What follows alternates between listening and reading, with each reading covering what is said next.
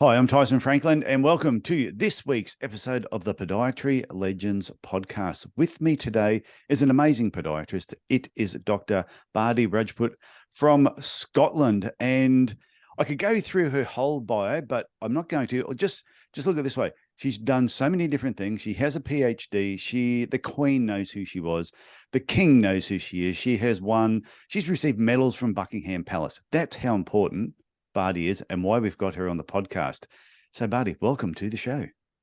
Thank you so much, Tyson, for having me in the show. It's an absolute honor to come on and just be part of this. I can't believe you actually wanted to come on with all the accolades you've already had in life. It's amazing what you've done. Before we get on, because we're going to talk about this subject that you and I spoke about briefly a few months ago. So it came up in conversation about the 10 T's that you apply to podiatry. So I want to get onto that. But just very quickly, what got you into podiatry in the first place? I'm always interested. So I think actually this story comes from even when my mum was expecting me. My great-grandfather had a diabetic foot, and he actually really didn't want it amputated. So they tried all sorts of alternative remedies. And my mum, when she was expecting me, used to dress his ulcers. And he said to her, he said, the child you'll give birth to will do seva. So seva is a word in Sanskrit, which means selfless service. Okay. And isn't it so interesting? When I moved from Nairobi, where I was born, to the UK, I was mesmerized by the leisure centres that we have, the swimming pools, heated swimming pools, never had that in Africa. And I got a whole bunch of verrucas. And that's really where I had firsthand experience of being a podiatry patient.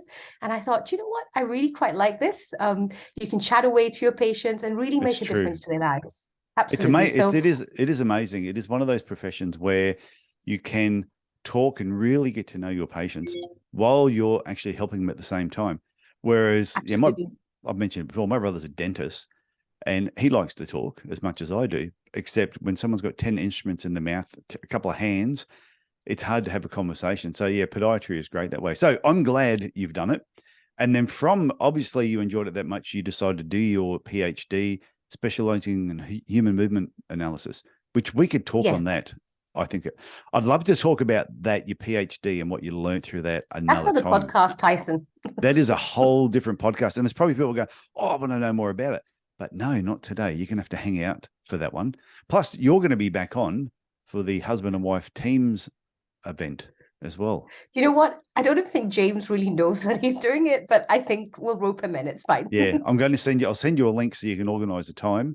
And so if anyone's listening to this now, the teams one will be coming out shortly after this one. So let's dive in to the 10 T's of podiatry. Go for it. Absolutely, Tyson. What's the first one? So the 10 T's for podiatry, I actually came up with this really when we were having a chat the last time. And it was something that really came from within me. And, I think sometimes when work comes from within you, words come from within you, they really need to be expressed. And I'm very passionate about podiatry, as you know, and the future of podiatry. And really, when I see the world of podiatry out there, there is so much tug of war that's going on all the time. And my hope and my vision is that as a profession, we can work consciously and collaboratively to really create a model in the foot care industry that is in some ways model on the dental industry, where we bring a bit more of feminine energy into the business of podiatry practice. We're looking at, it's a bit like, when women give birth, it's like life-giving. We have, communication, creativity, and connection, and if we can have this as a profession, we can heal our profession by evolving together. So let's jump into the first T. The first one. So I think when you talk about podiatry and you go around the world and when you go on holiday and people say, what is it you do? You say, I'm a podiatrist. Yeah. Half of the time, people don't actually know what you do. Then you say, oh, they say, what, are you a podiatrist? Do you treat feet? Do you treat children? Do you do diets? That kind of thing. So I think the first T is about title, because I think around the world, chiropody doesn't exist in other parts of the world. Podiatry is very much the word. And it's about us really coming to that unification of that word. And then we also have the foot healthcare practitioners. So I think we need to work a lot around, especially in the UK, on the title. There's a lot of confusion in the public where people don't really know that podiatrists are foot specialists, and they really, it's a bit like kind of, you know, if you've got eye problem, go to an optician. If you've got a dental problem, go to a dentist. It's really about refining that title and getting the title out there, really. Yeah, and it's not so much about do you use the title doctor or don't you use the title doctor. It's more about people saying, what do you do? I am a podiatrist and I am a foot specialist. Absolutely. It's owning that space. Absolutely. And yeah, so that's the first T. I like it. Should we go to the second one? Yeah, go on to the second one. So the second one. And I'll just point out to people too, we're going to rush through this pretty quickly. So we could probably talk about this for about 3 hours, because last time we talked, it was just you and I talking about this. I think you only had 5 T's and it just kept going. Honestly, I've actually got 2 more since we've talked, but we'll see how much time we've got. Okay, number 2. The second one is, you know, as a podiatry business owner, like I love working with my team, and it's really interesting. Even before COVID happened, you know, where a lot of students didn't have access to practical placements because of COVID, you know, everything had shut down. I find that a lot of graduates are coming out of university without really essential skills, basic skills like scalpel work, corneal enucleation. And I remember when I was training as a podiatrist over 20 years ago, we really came out with those skills at hand, because our training was so much more practically driven. It wasn't module driven. So I'm really looking at, you know, training years, a bit like what dentists and doctors do, where you kind of have like your kind of probationary driving license, 2 years probation, where not only can you get your clinical mentoring, but you can also get your business mentoring. I think it's our job as private podiatry practice owners to really nurture the next generation of private practices in our profession. So yeah, I just think it makes a lot of sense. What do you think about training years, like a 2-year training year, like an internship, postgraduate? You know, what do you think about that? We've spoken about it on a couple of other episodes, where I actually think the university is there to teach us the knowledge, and I actually think they do a pretty good job at it. But when I went through, I had a patient in front of me on the 6th week. They put a patient in front of me and they put a scalpel in my hand, and they went, "Perfect. Now this is what you do." And I made a lot of mistakes, and the patients understood that you're probably going to get cut by these students sometimes. But we learned hands-on on how to do things. So when I came out, I was very comfortable with a scalpel. Yeah. Now I know exactly how much scalpel work they do now. But I have spoken to a lot of people who said, well, wouldn't it be great that when you graduated, you did 2 years at an accredited podiatry clinic that ticked all the boxes. They weren't just any podiatry clinic. There was a way that you were approved. And then from there, you worked there for whether it was 1 or 2 years on a set pay. And everybody just knows that's what you get paid the first 2 years. Then you make the big bucks later. Absolutely. I think that would just be a great model to adopt. And I'm actually looking to launch a podiatry graduate internship program in my practice. And that will be very much around that, you know, where you're really learning all the skills in podiatry like you do in medicine. And then you decide what area you want to specialize in. Yeah, well, you don't finish medicine and just go and open up your own practice. You don't do that as a pharmacist. You've got to work for so many years afterwards before you're accredited. So I think there's a model in there somewhere. So yes, okay, let's move on to number 3. Number 3, this comes, you know, as a bit of self-advice in some ways.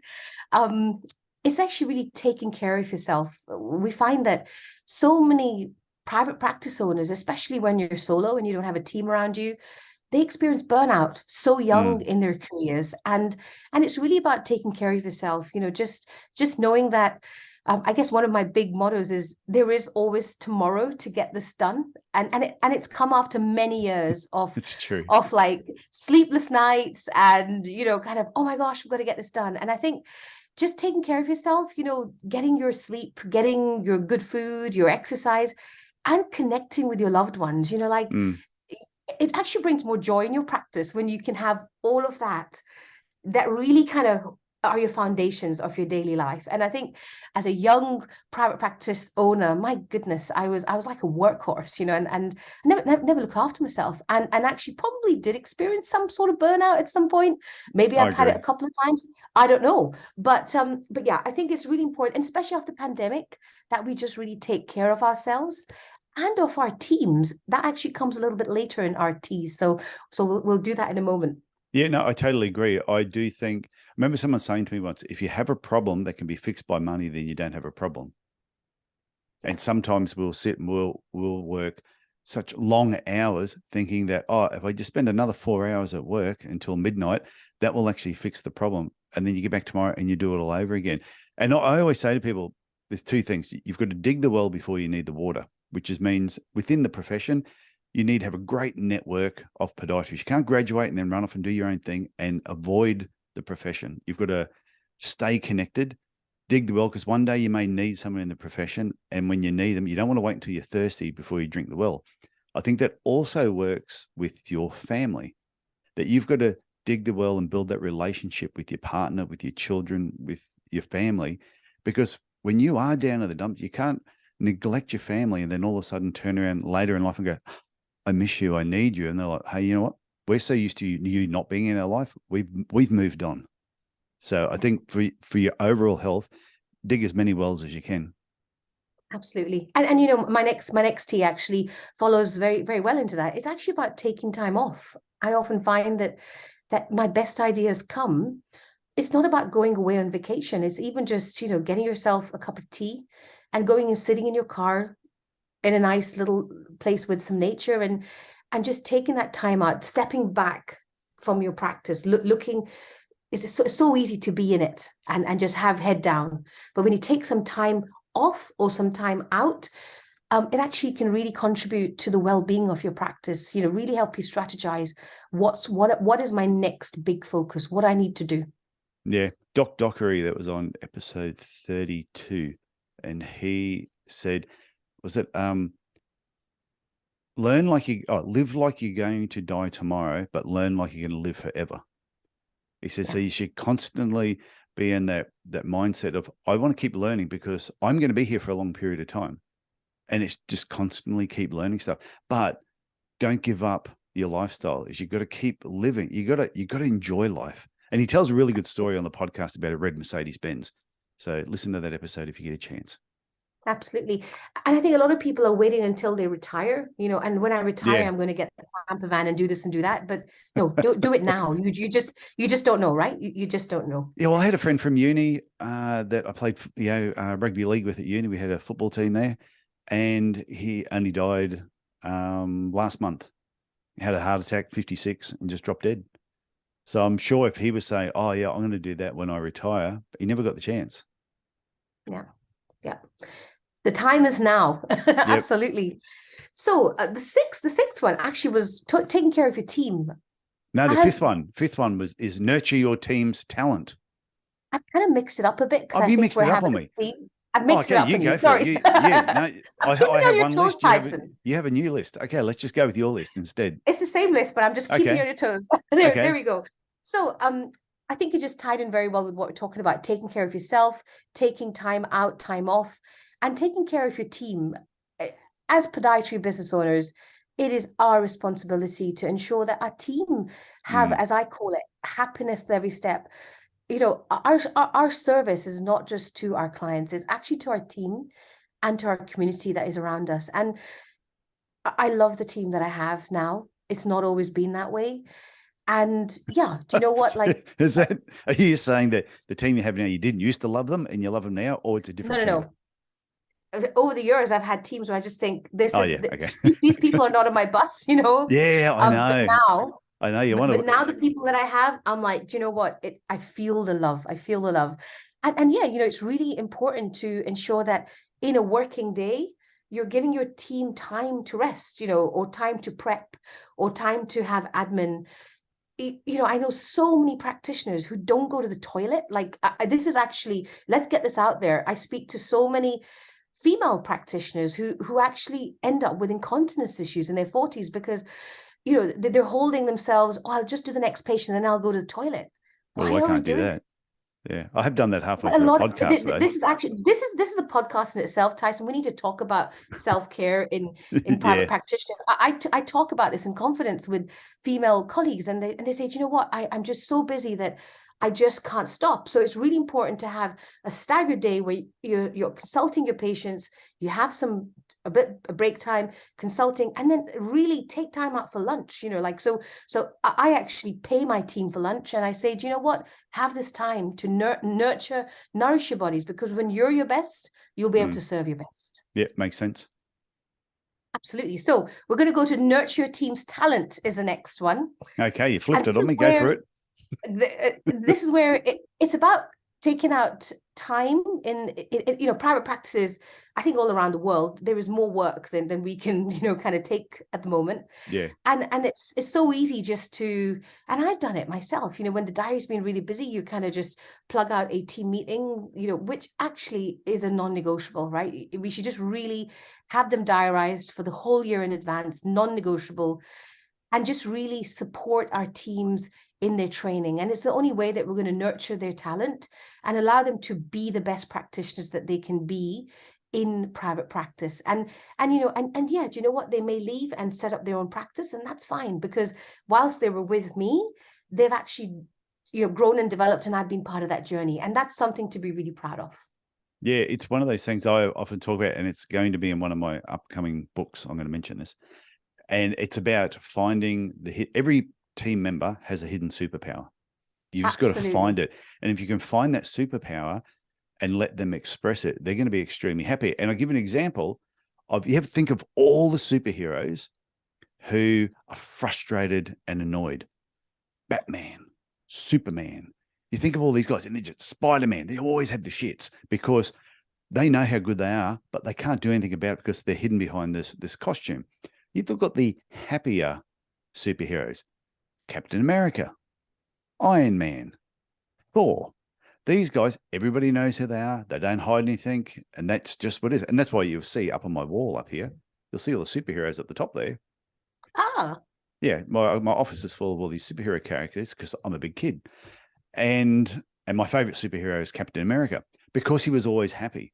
So, and I think with your team, if you can tap into their superpower and let them express that, they're going to find so much more joy in their job. Yeah. And it's about embracing your strength and just being you, just being you, and your practice allowing you to be you. I'm loving this so far. This is good. Me too. It's great for a 5:30 a.m. UK time. I know it's a bit early for you. Not at all. So the seventh one that I have here is adopting a tiered care structure. And this goes back to the dental model, so I remember when I was a little girl going to the dentist, my dentist did everything. He did your hygiene, he did your fillings, braces. This is a story to tell. I actually ran away from the dentist chair when I was about to get braces. So here we are. But, and podiatrists, many podiatrists do all sectors of care in the practice, from the very basic toenail cutting to the advanced injection therapies. And it could be one person doing all of that. And really, what do they say? That, to become super skilled in something, you need to do it over and over and over again. And do you not meet so many podiatrists on courses who may go on a course and learn this amazing new technique? But then on Monday morning, the practice takes over and all the general fluff, and they can't really go and hone in their skills and what they've learned and really, really specialize in what they would love to specialize in. They get overwhelmed with the day-to-day. So if you had a tiered care structure and brought in foot health care practitioners into our practices where they are being mentored and supported by us, but we are part of the treatment plan, but like the dental hygienist model, I think it would make so many more private practitioners happier and also enable them to grow to their highest skill set. Absolutely. Yeah, well, there's a big talk over here at the moment. There's a lot of people. There's a podiatry shortage of podiatrists. A few people are panicky. What am I going to do here? What am I going to do there? I'm too busy. And I've said to a lot of people, well, maybe instead of looking for another podiatrist, why don't you train a podiatry assistant? What are all the things that you're currently doing that you could have somebody else do with some guidance? And there's so many things. So maybe you need to fill that position first, which then frees up your time to see the patients that actually require your skill and expertise. But it's actually a win-win, because actually Yeah. your podiatry assistant, your foot health care practitioner, they actually want to do the stuff, you know, that you, it's not that you can't do it or you don't want to do it, but it's just that if you let that go to somebody else and let them go into that zone of genius for themselves, you would then develop another zone of genius, which would add into the pot. Absolutely. Yeah. Oh, definitely. Okay, number 8. I'm not going to say what number 8 is, because you probably 8 mixed the order up on me is again. Yes. it's about technology. It's about embracing technology. I'm a real techie, Tyson. I love technology. So do I. And I also have to kind of ground myself and go, no, don't buy another shiny object for the practice, you know, because it's so easy. It's so easy to do that. I know. But yeah, you know, like it was really scary. Like at first, like going to become a paperless practice, you know, to have all your forms digitally, you know, kind of available. And look, we still have some paper for some of the oldies who come in, but you know, it's lovely to have technology that we can embrace. And I'm actually really excited for what, you know, 3D printing may bring for private practices in terms of our orthotic manufacture. You know, we could be manufacturing our own bespoke custom sandals, and really what AI may bring for our practices. So yeah, so embrace technology. Don't be scared. Please don't have those little A5 index cards with your patient records. You know, Nobody still does that, do they? I'm sure they do somewhere. I'm sure. But yeah, I if you find I have seen some clinics where whenever I go on holiday anywhere in Australia, overseas, I always get online and I look for podiatry clinics. You're like me. Yeah, and the reason I I do thought it, I was weird, but I've met somebody else who does the same thing. no, you are weird. We are weird. We're all weird, but I do that because I want to see what are people doing in other countries, what are they doing in other states, and it's surprising. Sometimes I'll see the address, I'll go down some like dark mall where only half the lights are working. I go down there and then I'll look through the window and I see like beige walls and old magazines. Yeah. And I look and I just go, oh my God. And then there's no receptionist because I can hear them in the room with the patient. So I slowly sneak in, and sometimes I'll have the buzzer just near the door. I'll step over that so it doesn't go off. And I'll just have a little bit of a peek around and I go, oh my God. And you can see that everything is still paper files. And I'm like, that does not do our profession any. And they're the sort of people that sometimes you'll see them going, oh, I want to employ a new graduate, and then they hurt them. They don't mean to. They just don't know any different. Absolutely. But see, if they did the T's by, yes, you know, really taking care of themselves, you know, taking time out, taking time off, nurturing their talent, they would actually not be that practice that you see. You're braver than me to cross the threshold. I kind of always like, you know, I like to walk in, like even if they're at the reception, I still like to walk in and I go, hey, how you doing? My name's Tyson. I'm up in Cairns. I always like to drop in and just say hello. And I've gone and met a few podiatrists, and I've seen some great clinics as well.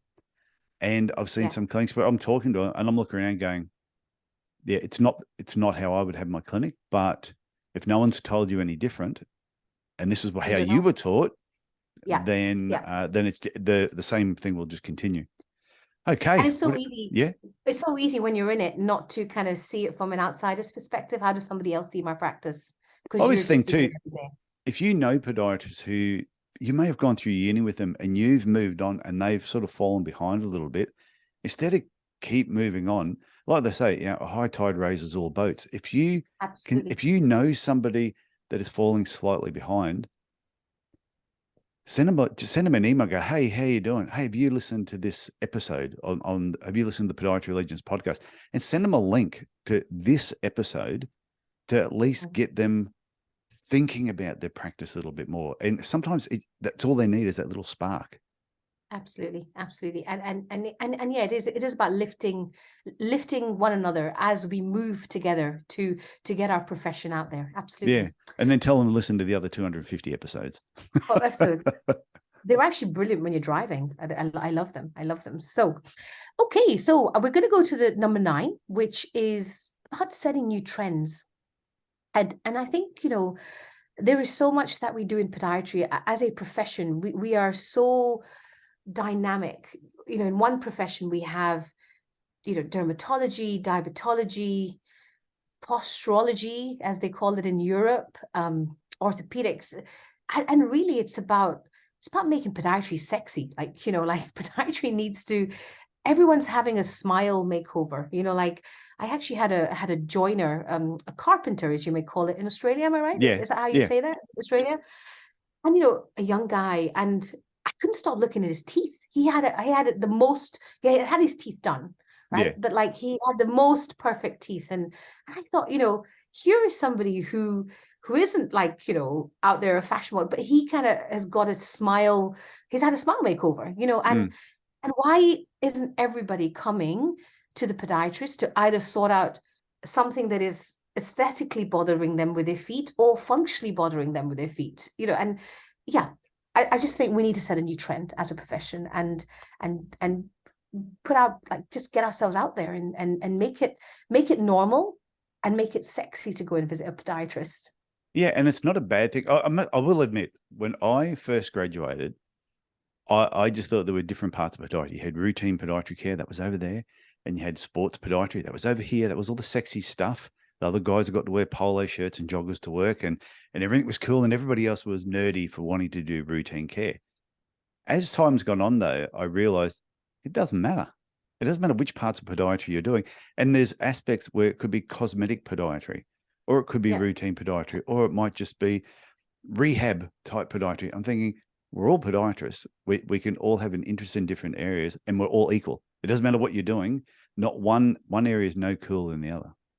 Absolutely. And the thing is, and not everyone has to adopt biomechanics as part of their practice. Like you can actually be just really brilliant at carrying out cosmetic podiatry in your, and I think everyone's always aspiring to do biomechanics, but for some people it's just not their thing. And I've got certain team members on my team who just don't want to do biomechanics, and that's cool. I think they need to understand. Like I honestly believe every podiatrist needs to understand biomechanics. You don't have to like it, but you need to understand. Like I understand diabetes, high risk feet, ulcers. I don't like it, so I don't do it.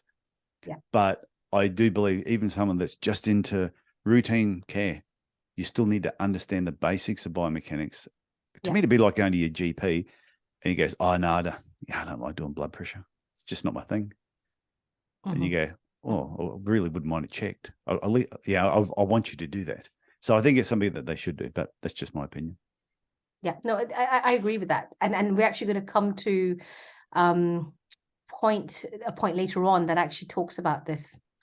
So my next point is about toxicity. And it's actually quite brave to come out and say this, because normally when we hush together we talk about this, and this is actually kind of from some of the online groups that are there, that it's actually really sad that in podiatry, before somebody will post something on this group, and I guess now we have anonymous posting on some of these online groups. Yeah. But before that, they say, "I'm really sorry, please don't shoot me down. I have a question." And isn't it a shame that as a profession we have this level of toxicity?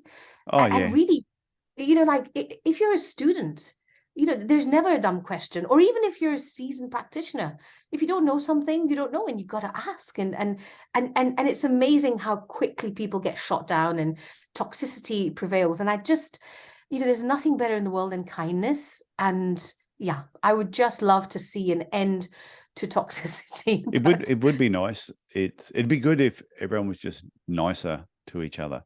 And I've never, like, somebody might post something, and if I don't agree with what they've posted, I don't comment. I just don't comment. I'm thinking, I'm not going to get in an argument with you. I'm not going to say, I think you're wrong, or, "Oh, you're stupid for thinking that way." I just don't comment. But I've seen other people where they post something and I totally agree with them, and then all of a sudden some troll will just pop out from under the bridge and just start banging their chest about whatever that particular topic is. And I swear sometimes that they've gone to Google, they've researched the answer, and because it's like a textbook talking. Yeah. And that does no favors to the person who asked the question. I think if you want to ridicule them, do a direct message to them and just say, "Hey, maybe you want to take that down because that's really wrong." Don't do it online. Why do you think they do that? Why? What benefit do you think people get from being a complete twat? I think it says more about them.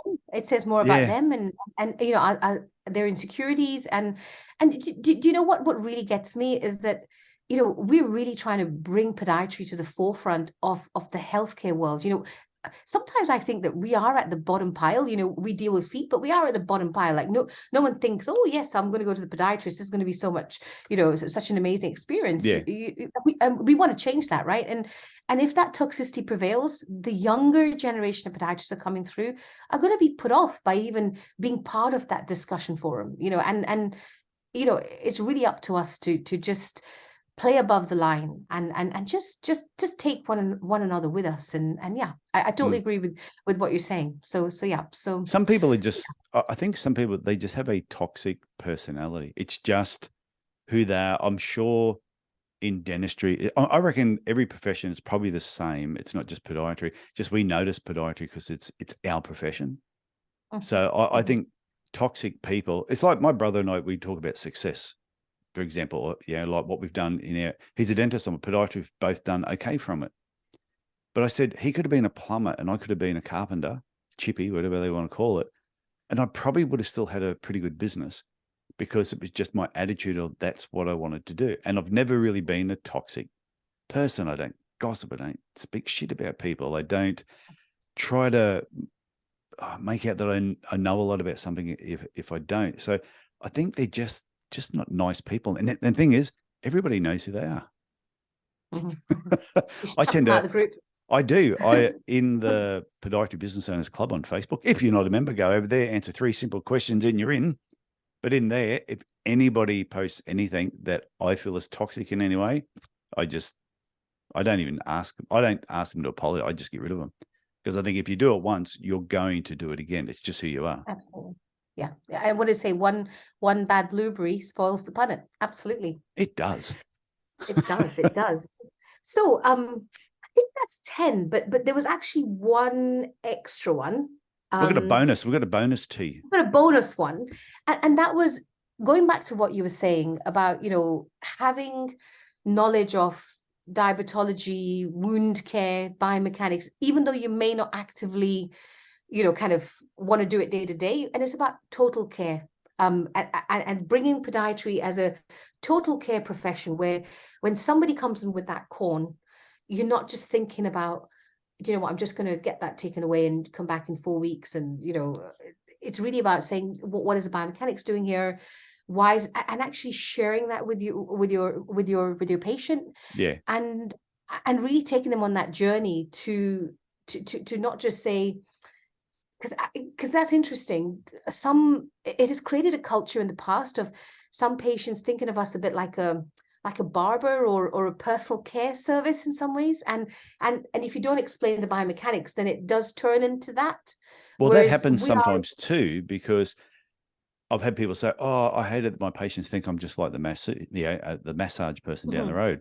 Like, okay, well, you have a look at what professions does the person make the appointment, do the greet the patient, or greet the client, do the treatment, accept the money, doesn't have a receptionist, and makes the next appointment. I said, it's the solo hairdresser and it's the massage therapist. So if you're doing exactly the same thing, even if you're doing a bit of biomechanics, they don't, because who doesn't do it? Doctors, dentists. You'll never see them doing their own stuff. They, right from day dot, they have the right people in the right position. Absolutely. And it's about that total care experience, that patient experience, not only for the treatment they're providing them, but also for the booking and all that. Yeah, absolutely. Yeah. Super. I think, Tyson, that was all the teas. Oh no, but there was a special tea that when we there was a special tea. There was a special tea that came up because when we were talking, and this was during the reboot, when we were doing the reboot thing last year, when we were doing that, and we'd finished it, and you mentioned the 10 teas, and we were talking about, you went, well, anyway, well, I'm going to finish now. I'm going to go and have a cuppa tea. Absolutely. A very British, but actually, I'm actually going to put a twist. Being of Indian origin, I'm actually going to share a recipe, if you don't mind, very quickly. Yes, go for it. on how to make a masala tea. So masala in Indian translates to spices. Yep. And I love a cup of masala tea in the evenings when I come back from work. And the recipe goes this way. So do you get a hob? Do you call it a hob in Australia, or a stove? What do you call it? A stove. A stove, right? Yeah. We call it a hob in Britain, but yeah, we'll call it a stove hob.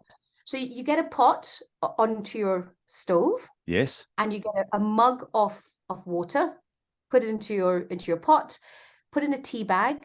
And then what you do is you get into your spice cupboard and get a bit of cardamom, a bit of cinnamon, and a squeeze of black pepper from your pepper mill.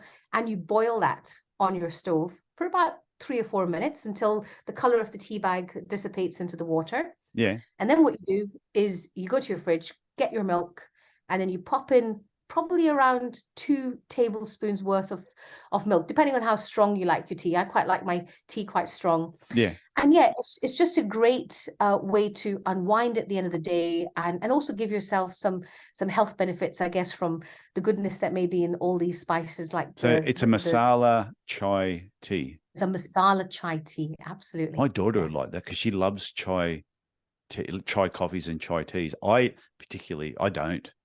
I can't do it. Tea, I love. I love having a cup of tea. Try mine, Tyson. I'm gonna have to make you a proper cuppa when you come down this week. Is that if I go to someone's house and normally say, "Hey, do you want a coffee or a tea?" I will normally say, Christine, my wife says I'm rude when I say, "What type of coffee do you have?" And Christine goes, "Do you have to ask Coffee snobs. And then if I go, "Oh, we've got," and if they start rattling off these instant things, I go, "Tea will be fine," because I usually reckon you can't stuff up a cup of tea. Except I have been to one person's place who did, and I thought, you've got to show me your process so I can see how you could botch up a tea bag. Like, how did you do that?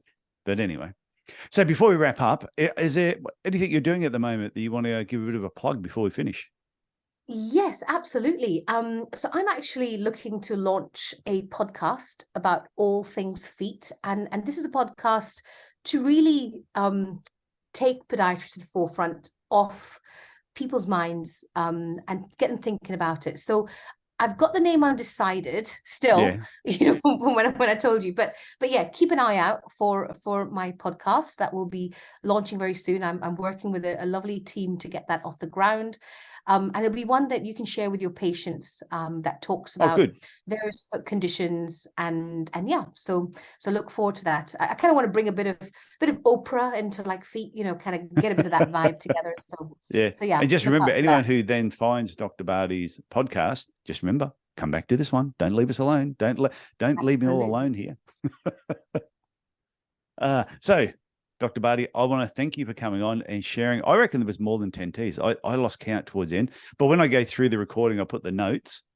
If we end up with 11 or 12, the more teas, the better. And what I'll do is I'll actually email you the recipe for the masala tea so you can include I'll put that in the show notes. Yeah. That'd be brilliant. Okay. Wonderful. So thank you very much. Thanks for coming on here. And I will be talking to you again very soon because I'll have you and James on the husband and wife podcast, which will be fun. So just stay there. I'll be with you in a sec. Okay. Absolutely, Tyson. Okay, Thank you so much. Thank you. Take care. Bye-bye. Bye.